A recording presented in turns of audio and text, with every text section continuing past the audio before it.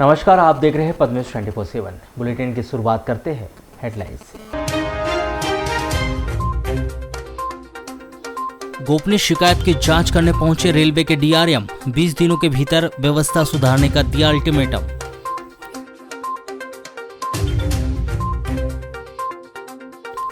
जिले के भीतर नहीं थम रहा आकाशीय बिजली गिरने का कहर, 15 वर्षीय बालक की हुई मौत।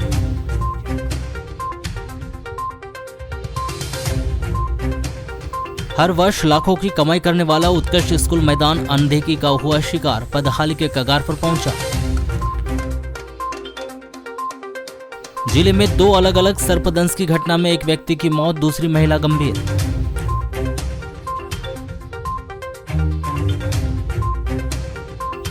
लालबरा में बड़ी आवारा मवेशियों की धमाचौकड़ी, दुर्घटनाओं को मिल रहा आमंत्रण, जिम्मेदार खामोश।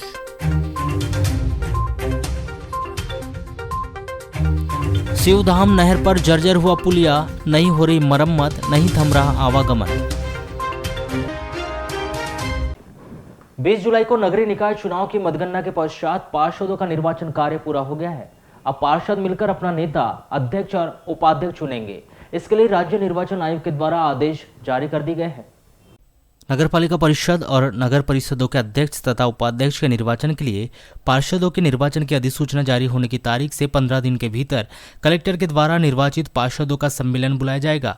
इसकी अध्यक्षता कलेक्टर के द्वारा नियुक्त किए गए ऐसे अधिकारी के द्वारा की जाएगी जो नगरपालिका परिषदों के मामले में डिप्टी कलेक्टर और नगर परिषदों के मामले में तहसीलदार की पद श्रेणी से निम्न पद श्रेणी का नहीं होगा। इस तरह नगरपालिका निगम के अध्यक्ष के निर्वाचन के लिए कलेक्टर के द्वारा महापौर तथा पार्षदों के निर्वाचन की अधिसूचना की प्रकाशन की तारीख में 15 दिन के भीतर निर्वाचित पार्षदों का सम्मेलन बुलाया जाएगा। इसकी अध्यक्षता कलेक्टर के द्वारा की जाएगी। नगरीय विकास एवं आवास विभाग के द्वारा इस संबंध में जरूरी कार्रवाई करने के निर्देश सभी कलेक्टर्स को जारी कर दिए गए हैं। जिले के लामता के चरेगांव पुलिस चौकी क्षेत्र के अंतर्गत आने वाले ग्राम खामी के खेत में आसमानी बिजली गिरने से 15 वर्षीय बालक की मौके पर ही मौत हो गई। 23 जुलाई को 3 बजे करीब यह घटना उस समय हुई जब यह बालक अपने परिवार के साथ खेत में कृषि कार्य कर रहा था। चरेगांव पुलिस ने मृतक बालक राकेश पिता पहाड़ सिंह मर्स को ले 15 वर्ष की लाश पोस्टमार्टम करवाकर शव उनके परिजनों को सौंप दिया है और मर्ग कायम कर जांच शुरू की है। प्राप्त जानकारी के अनुसार राकेश अपने परिवार में इकलौता बेटा था। 23 जुलाई को राकेश अपने परिवार के साथ कृषि कार्य करने के लिए गया था। 3 बजे करीब जब राकेश अपने परिवार के साथ कृषि कार्य कर ही रहा था और वहाँ कुछ ही दूरी पर काम भी कर रहा था, उसी समय तेज बारिश के दौरान बादल गरज रहे थे। उसी समय तेज गर्जना के साथ आसमानी बिजली गिरने से बालक राकेश के ऊपर वहाँ बिजली गिरी। राकेश के कपड़े जल गए और उसका शरीर झुलस गया। राकेश के मौके पर ही मौत हो गई। दक्षिण पूर्व मध्य रेलवे नागपुर मंडल के डीआरएम मनिंदर सिंह उप्पल शनिवार को औचक निरीक्षण पर बालाघाट स्टेशन पहुंचे, जहां उन्होंने गुड्स सेट का औचक निरीक्षण कर संबंधित अधिकारियों को आवश्यक दिशा निर्देश दिए। बताया जा रहा है कि बालाघाट के किसी व्यक्ति के द्वारा इस बात की लिखित में शिकायत की गई थी कि बालाघाट रेलवे स्टेशन में मालगाड़ी से माल लाकर जिस जगह पर स्टॉक किया जाता है उस गुड्स सेट में बड़े बड़े गड्ढे हो चुके हैं। वहीं उन गड्ढों में बरसात का पानी जमा हो जाता है, जिसके चलते गुड्स शेड में माल उतारने, उसे डंप करने और वहां से उस माल का जिले में परिवहन करने में भारी परेशानियों का सामना करना पड़ता है। वहीं माल खराब होने का भी अंदेशा बना रहता है। रेलवे बोर्ड को लगातार मिल रही इन शिकायतों का संज्ञान लेते हुए शनिवार को डीआरएम मनिंदर सिंह उप्पल डीआरएम स्पेशल ट्रेन से बालाघाट पहुंचे, जहां उन्होंने गुड्स शेड का औचक निरीक्षण कर उसकी मरम्मत को लेकर संबंधित अधिकारियों को आवश्यक दिशा निर्देश दिए। गुड्स सेट निरीक्षण हुआ बालाघाट गुड्स सेट का, इधर से गुड्स सेट गड्ढा और गुड्स सेट पोजिशन ठीक नहीं है। देखिए सब कंप्लीट हुआ था जी जी, काम चालू हो जाएगा। अभी जो है टेंडर आएगा तो दोबारा तो उसको काम चालू होगा। कितनी जगह ऐसी स्थिति बनती सर यहाँ पे अपने? 2 जगह इधर पीछे नीचे बना। किरणापुर में आजादी के अमृत महोत्सव की 75वीं वर्षगांठ पर हर घर तिरंगा अभियान के तहत आम जनमानस को राष्ट्रध्वज तिरंगे के प्रति सम्मान करने के लिए एवं हर घर तिरंगा लहराए जाने 23 जुलाई को रैली निकाली गई। विद्यालय परिवार सहित एनसीसी, एनएसएस के कैडेट व विद्यालय के अन्य छात्र छात्राओं की उपस्थिति में विद्यालय से नगर के विभिन्न चौक चौराहों से होते हुए नारे लगाए गए एवं रैली निकाली गई। वहीं इस अवसर पर विद्यालय प्रांगण में विभिन्न प्रजाति के पेड़ पौधे का रोपण किया गया।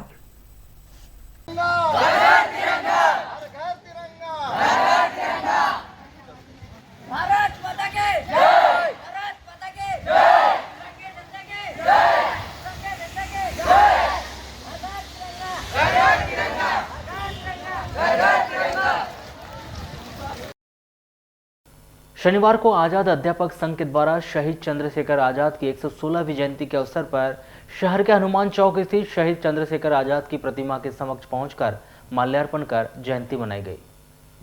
इस दौरान आजाद अध्यापक संघ के द्वारा अपने अध्यापक साथी रविंद्र बिसेन की बिटिया गौरी बिसेन के द्वारा सीबीएसई बोर्ड की कक्षा 12वीं में सर्वाधिक अंक अर्जित कर जिले में टॉप करने पर सम्मान किया गया। इस दौरान बड़ी संख्या में आजाद अध्यापक संघ के पदाधिकारी और सदस्य उपस्थित रहे। चंद्रशेखर आजाद अमर रहे, चंद्रशेखर आजाद अमर रहे। जय आजाद, जय आजाद, जय आजाद, जय आजाद। चंद्रशेखर आजाद जी की जय, चंद्रशेखर आजाद जी की चंद्रशेखर आजाद जी की जय।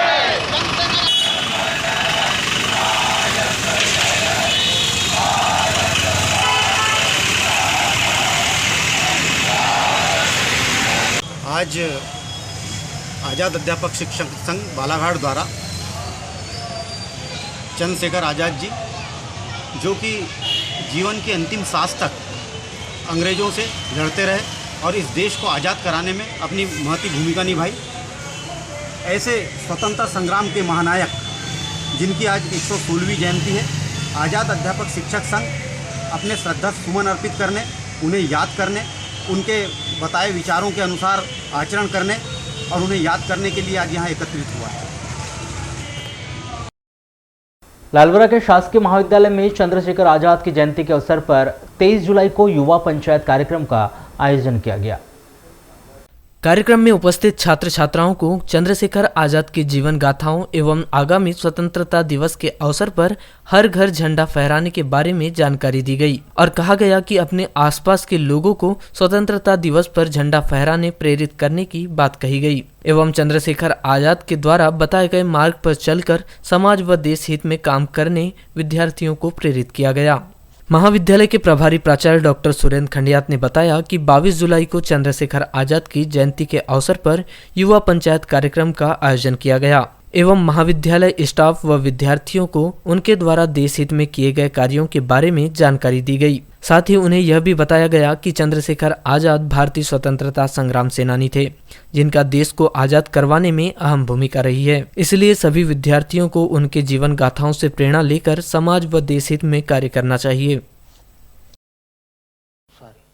कोतवाली क्षेत्र के अंतर्गत आने वाले ग्राम भटेरा में इसी ग्राम के युवक संजू खंगारी 21 वर्ष ने किसी मानसिक तनाव के चलते कीटनाशक का सेवन कर लिया है, जिसे जिला अस्पताल में भर्ती किया गया। इस युवक की हालत गंभीर बताई जा रही है।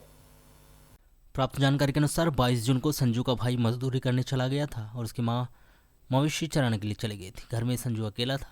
4 बजे करीब जब उसकी मां मवेशी चराकर घर आई तब देखा तो घर में संजू उल्टी कर रहा था और बेहोशी की हालत में था, जिसके मुंह से कीटनाशक की दुर्गंध आ रही थी। संजू ने किसी मानसिक तनाव के चलते कीटनाशक दवाई का सेवन कर लिया। इस संबंध में संजू की मां ने अपने भाई को फोन करके बताया, जिसके बाद संजू को परिवार वालों ने जिला अस्पताल आकर भर्ती किया, जहां उसकी हालत गंभीर बताई गई है। शासन प्रशासन को लाखों रुपए कमाकर देने वाला नगर का उत्कृष्ट विद्यालय मैदान अपनी बदहाली पर आंसू बहाता हुआ नजर आ रहा है, जिस पर नगर पालिका का कोई ध्यान नहीं है। इन दिनों उत्कृष्ट विद्यालय मैदान की हालत इतनी बदतर हो चुकी है कि ग्राउंड में जगह जगह कूड़ा करकट, शराब की बोतलें, डिस्पोजल पाउच सहित अन्य कचरे का ढेर नजर आ रहा है।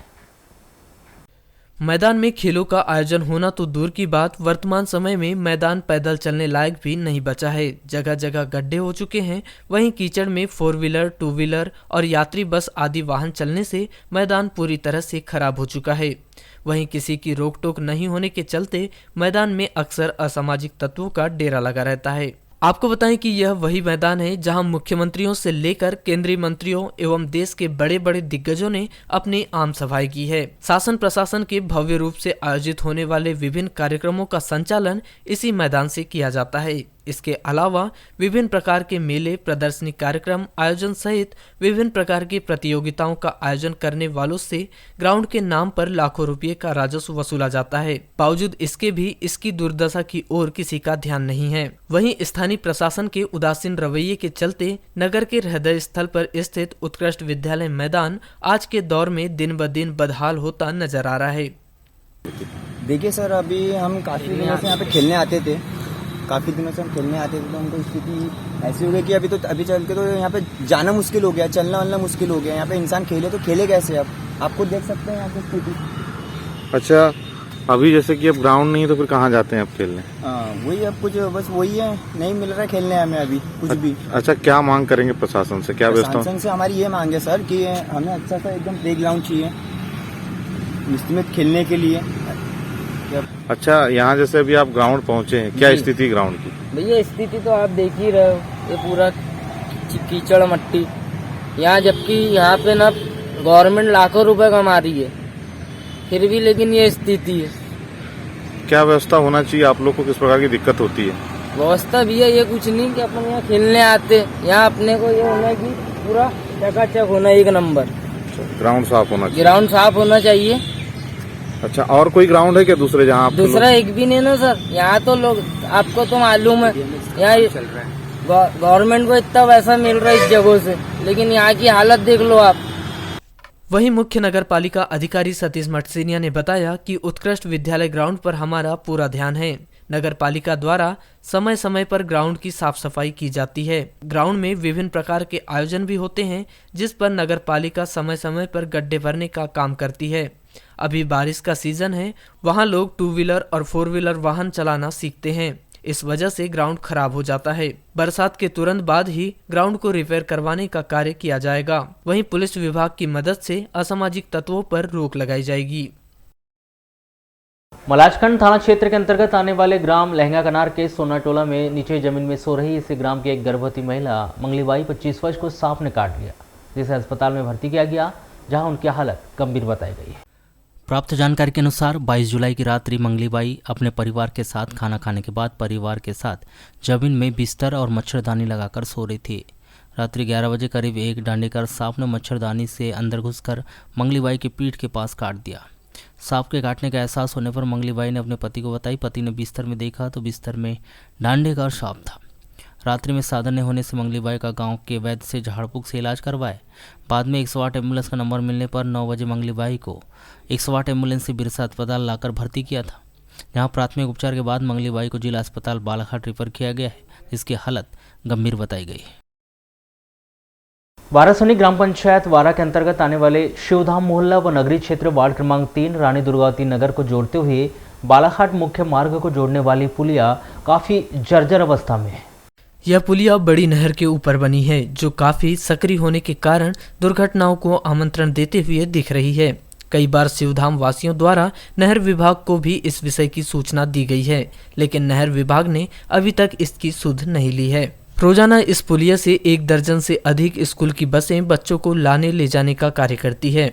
वहीं आमजन भी इस पुलिया से ही आवागमन करता है। पुलिया पर यातायात का भारी दबाव बना हुआ है, लेकिन विभाग इस ओर कोई ध्यान नहीं दे रहा है। फिलहाल नहर में काफी तेज पानी का बहाव है। ऐसे में अगर जर्जर पुलिया पर कोई हादसा हुआ तो निश्चित ही वो जिले का सबसे बड़ा हादसा साबित हो सकता है। सर अभी मैं आते आते तो मेरे को जो ऐसा लगा कि मेरी बाइक चलाई जाएगी वहाँ पे, क्योंकि पूरा जर्जर हो गया। पुलिया के ऊपर गड्ढे बहुत सारे बने और एक तरफ का तो बैरिकेड भी पूरा टूटा हुआ है। अभी भैया का अनबैलेंस हो गया था उसके ऊपर, मेरे साथ में आ रहे थे उनका। तो ये कब से बनी है पुलिया? काफ़ी पुराना है तो पुलिया, मैं तो बचपने में आया था, जब से जैसा का वैसा ही है। करीबन मेरे हिसाब से 15 से 20 साल का पुलिया होना चाहिए, ज़्यादा पर कम नहीं। अब आप क्या चाहते हैं? नया और निर्माण होना चाहिए। अच्छा, जैसे कई लोगों की शिकायत है, जैसे आप ही लोगों ने शिकायत किया है कि बच्चों की वैन आती है, ये आती है, क्या दिक्कत हो रही है? बहुत डेंजर है सर उसके हिसाब से। तो वार्ड नंबर 2 वार्ड नंबर 3 को ये नहर पुलिया जोड़ती है और बालाघाट मुख्य मार्ग से जाने के लिए रास्ता है। ये जो पुलिया टूटी है इससे बहुत गंभीर हादसे हो सकते हैं। 2-4 बार तो मेरी गाड़ी गिरते गिरते बची है। बच्चों का भी यहाँ से बसें जाती है स्कूल की, तो बच्चों का भी हादसा हुआ है। तो ये पुलिया का निर्माण होना चाहिए। शिकायत के कि क्षतिग्रस्त हो गया है पुलिया, और ये हमारे लिए क्या है, ज़रूरी पुलिया है यहाँ पे आने के लिए, यानी एक साल्ट में हो जाता है आना जाना। बालाघाट मार्ग को जोड़ता है। बालाघाट मार्ग को जोड़ता है पुलिया, तो हम चाहते हैं कि पुलिया का निर्माण हो। नहर विभाग से अनुरोध है इसका निर्माण करवाएं। ये इस नहर के पुल से वार्ड नंबर 1, 2, 3 सभी का आना जाना है। स्कूल की बड़ी बड़ी वेनें आती है, तो यहाँ काफ़ी दिक्कत होती है, और इसमें अभी गड्ढे भी हो गए हैं, बाजू में बैरिकेड्स भी नहीं है, तो ये इस पर्पस से काफ़ी ख़तरनाक है। छोटे छोटे बच्चों का आना जाना है, कोई पैदल भी बच्चे जाते हैं स्कूल। तो मतलब कभी बोला नहीं आप लोगों ने सिंचाई विभाग से कि इस पुलिया की चौड़ाई बढ़ाई जाए? अब अभी इसके बारे में काफ़ी बोला गया, इधर के जो पंच लोग हैं या सिंचाई विभाग में तो अभी नहीं पहुँचे हैं, पर काफ़ी दिनों से यह चर्चा का विषय बना हुआ है। अधर नहर के अनुविभागीय अधिकारी जीएस मरावी ने बताया कि शिवधाम मोहल्ले से गुजरने वाली नहर पर बनी पुलिया के संबंध में अधिकारियों को निर्देश देकर निरीक्षण किया जाएगा, जिस पर तत्कालीन व्यवस्था कर उच्च अधिकारियों के संज्ञान में यह समस्या लाई जाएगी।